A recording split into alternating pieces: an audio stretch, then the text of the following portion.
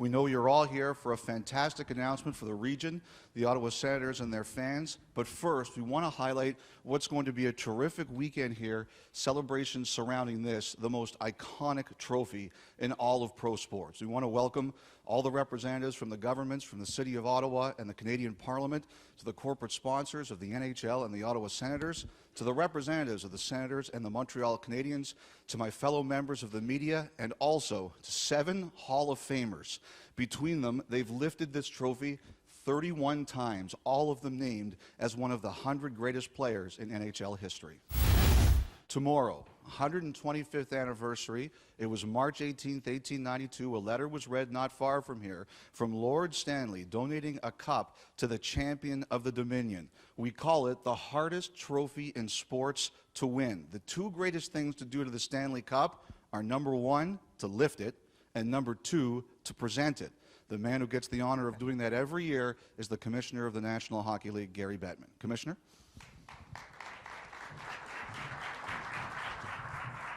Gentlemen, thank you. Bonjour. Good morning. There is a marvelous symmetry to the fact that we are gathered at a hotel here in Ottawa on the 3rd Friday in March to honor the Stanley Cup, which was donated at a hotel in Ottawa on the 3rd Friday in March exactly 125 years ago. In 1892, some of the biggest names in our sport were Reginald Bradley, William Day, Frank Jenkins, Jack Kerr, E.C. Grant, Chauncey Kirby, Hadler Kirby, Albert Morrell, team captain Herbert Russell, and Weldy Young. They were the mainstays of the Ottawa Hockey Club, which was honored at a season-ending dinner just a few blocks from here at the Russell House Hotel on the corner of Sparks and Elgin Streets. A letter from Lord Stanley was read to the celebrants by one of Lord Stanley's aides, Lord Kilcorsey, himself a member of the Rideau Rebels, and that was a team that played on the rink Lord Stanley had built at the Governor General's residence. The letter that was read proposed the Championship Cup, a cup presented to a country that was at the time just 25 years past its confederation, a cup that has become the greatest gift that any sport ever could have received. The Stanley Cup is incomparable and preeminent. It is irreplaceable. It is transcendent. It has launched a river of tears, tears of joy from those who have won it, tears of sorrow from those whose Stanley Cup dreams have gone unfulfilled. Our cup has inspired countless smiles from the players, the family members, the executives and friends of a championship team, from hospital patients whose spirits are lifted by it, to the support that it gives to countless charitable causes, to the armed forces members at bases around the world who get boosted by its visits.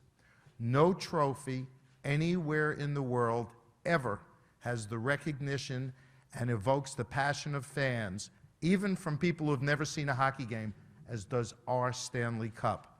Without ever saying a word, our cup has spoken volumes about our sport, about the physical and emotional limits our players are prepared to test and, if necessary, exceed for the honor of winning it and hoisting it over their heads, handing it to their teammates, and bringing it to their hometowns. While the members of the Ottawa Hockey Club never had their names etched on our sport's magnificent and iconic trophy, I am delighted today to recognize some individuals who have earned that distinction. And it is worth noting that all of these gentlemen, as has been said, have been designated as an NHL 100 greatest player. Brian Trottier,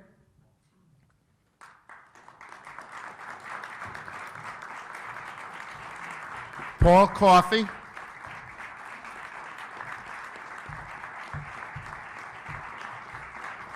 Dave Keon,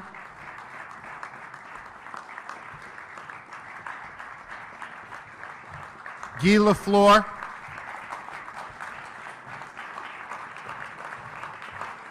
Frank Mahavlich,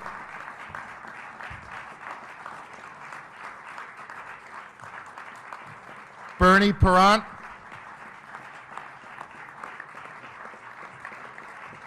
And Mike Bossi.